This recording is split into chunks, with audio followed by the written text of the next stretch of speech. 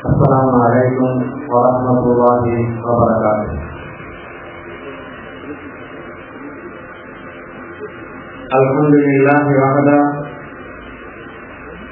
wassalatu wassalamu ala man la nabiyya ba'da. Amma ba'd, fa'udhu billahi minash shaitanir rajim. Ya ayyuhalladzina amanu idza nudiya lis-salati min yawmil jumu'ah fas'au ila dzikrillah wa dharul bay'. ذلكم خير لكم إن كنتم تعلمون. فإذا قضيت الصلاة فانتشروا في الأرض وابتغوا من فضل الله واذكروا الله كثيرا لعلكم تفلحون. கண்ணியத்திற்குரிய சிறப்பான இந்த சிறப்பு விழாவின் தலைவர் அவர்களே,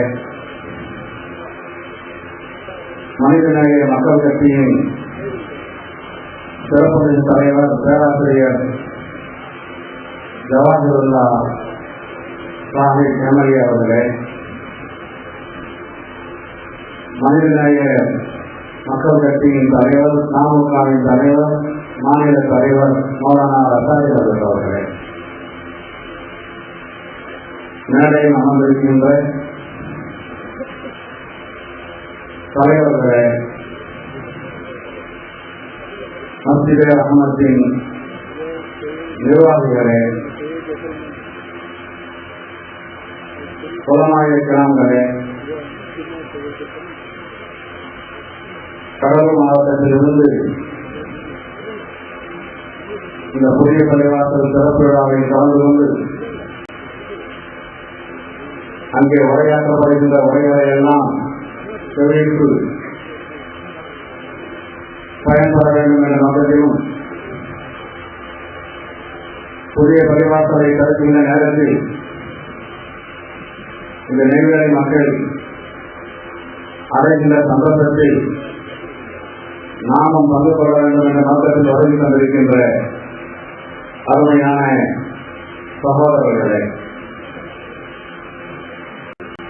சகோதர மகன்களின் அன்பிற்குரிய சகோதரர்களே, நாம்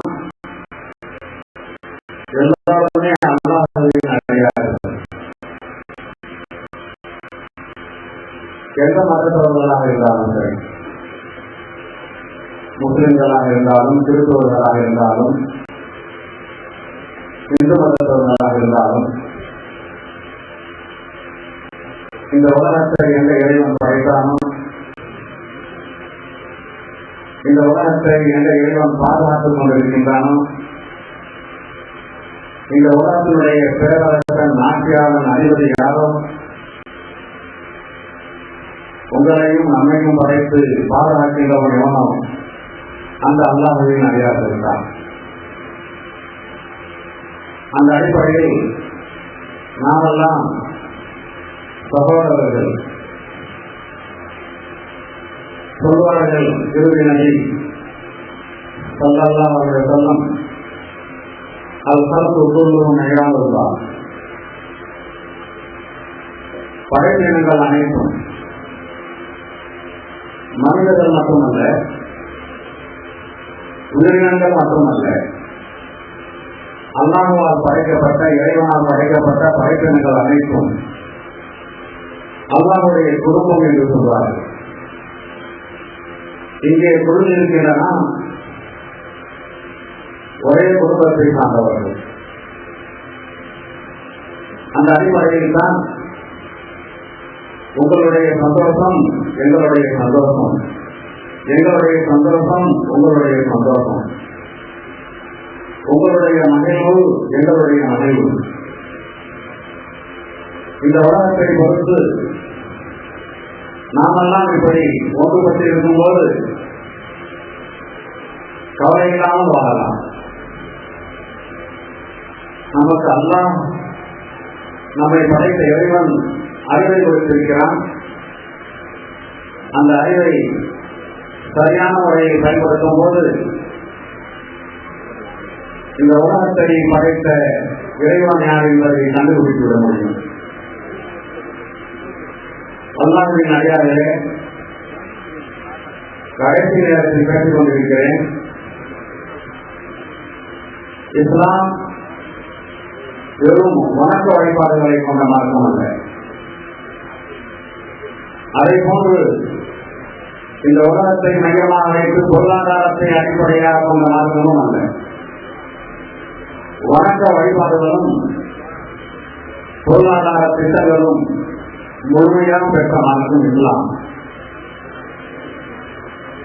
இப்படித்தான் அல்லாஹ் அந்தந்த காலங்களில் அனுப்பி வைத்த மதங்களை மார்க்கங்களை ஏற்படுத்தி தந்தான்.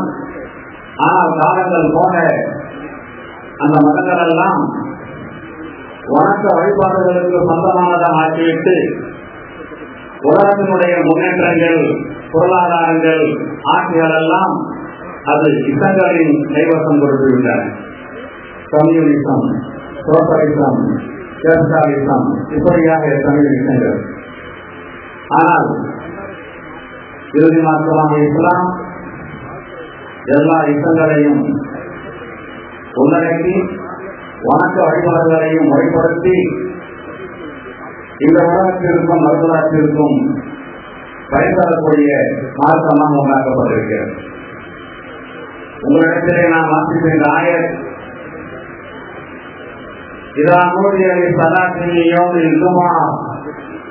வெள்ளிக்கிழமை அன்று தொழுகைக்காக அழைக்கப்பட்டால்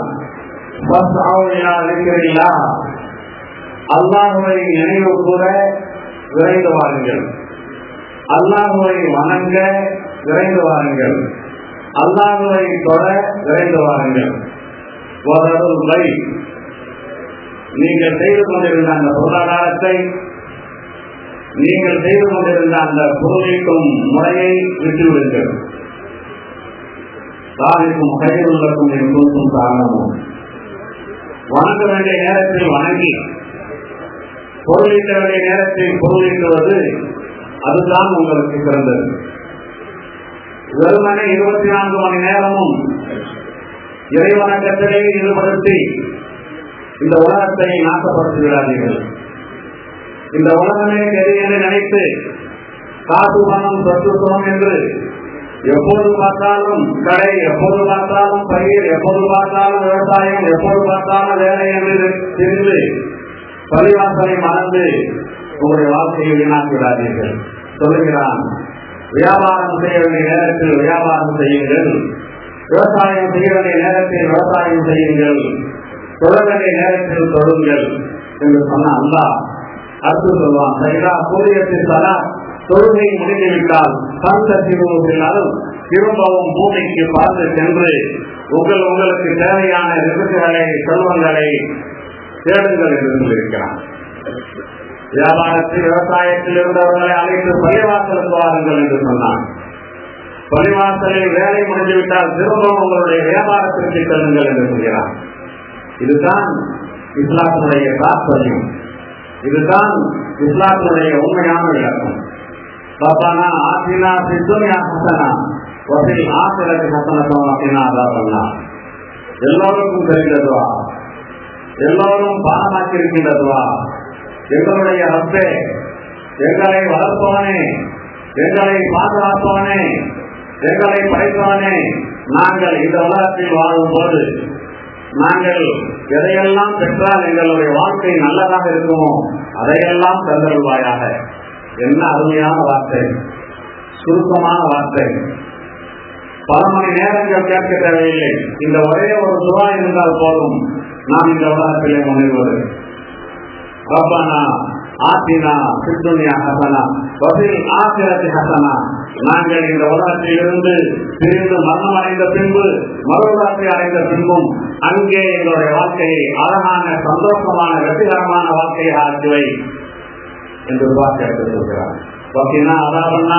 தப்பி தவறி கூட உங்களுடைய கோபத்திற்கு ஆளாக இருக்கின்ற அடியார்கள் செல்வார்களே, அந்த நரக நெருப்பில் இருந்து எங்களை காப்பாற்றிவிடு, சென்றுவிடக்கூடாது இறைவா, தப்பி தவறி கூட என்று. அன்பானவர்களே, அந்த அடிப்படையில் இப்போது நாமெல்லாம் அல்லாஹ்வுடைய அருளை பெற்று வந்திருக்கிறோம். இந்த நேரத்தில் எந்த ஆர்வத்துடன், எந்த ஆசையுடன் பல மாதங்களிலும் வந்திருக்கின்றீர்களோ, நீங்கள் உங்களுடைய ஊரில் இருக்கும்போது, உங்களுடைய மஹல்லாக்களில் இருக்கும்போது, ஒவ்வொரு நாளும் 5 நேரம் அல்லாஹ்வுடைய பள்ளியிலிருந்து அழைப்பு வரும், வாருங்கள், உங்களுடைய வேலைகளை விட்டுவிட்டு வாருங்கள் வாருங்கள் என்று. அந்த நேரத்தில் நீங்கள் கடையில் இருந்தால் கடையை விட்டுவிட்டு, வீட்டில் இருந்தால் வீட்டிலிருந்து புறப்பட்டு, விவசாய நிலங்களில் இருந்தால் அங்கிருந்து புறப்பட்டு பள்ளிவாசலுக்கு வருவது இருக்கிறதே, அதுதான் நீங்கள் அல்லாஹ்வுக்கு நபி செலுத்தும் அதிகாரிகளாக ஆகுவதற்கு உண்டான சரியான முறையாக இருக்கிறது. எனவே ஆர்வத்துடன் வந்திருக்கின்றன. இது வாரத்திற்கு ஒரு முறை வரக்கூடிய அந்த தொழுகையாளிகள் எல்லாம் அல்லாஹ்விடம் தௌபா செய்து மீண்டு ஒவ்வொரு நாளும் நான் இன்ஷா அல்லாஹ் தஆலா என்னை வளர்க்கின்ற அல்லாஹ்வை, என்னை பாதுகாக்கின்ற அல்லாஹ்வை, எனக்கு நியமத்துகளை கொடுத்திருக்கின்ற அல்லாஹ்வை, எனக்கு பிள்ளைகளை கொடுத்திருக்கின்ற அல்லாஹ்வை, எனக்கு சொத்துக்களை கொடுத்திருக்கின்ற அல்லாஹ்வை, எனக்கு பார்வைகளை செல்போன்களை கொடுத்திருக்கின்ற அல்லாஹ்வை நான் நன்றியுடைய அடியானாக இருந்து ஒவ்வொரு நாளும் 5 நாள் அவருடைய இல்லத்தில் சென்று என்னுடைய தலையை தரையில் வைத்து வணங்குவேன் என்ற உறுதி போவதுதான் இந்த ஜும்மாவுடைய நாளில் இந்த சிறப்பு விழாவில் நாம் கலந்து கொள்வதற்கு உண்டான சிறப்பு அம்சமாக இருக்கிறது. அல்லாஹ்